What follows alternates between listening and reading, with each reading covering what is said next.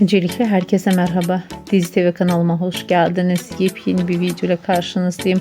Bugünkü paylaşımlarım güzelliğiyle, muhteşemliğiyle sosyal medya gündem olan Demet Özdemir'den olacak.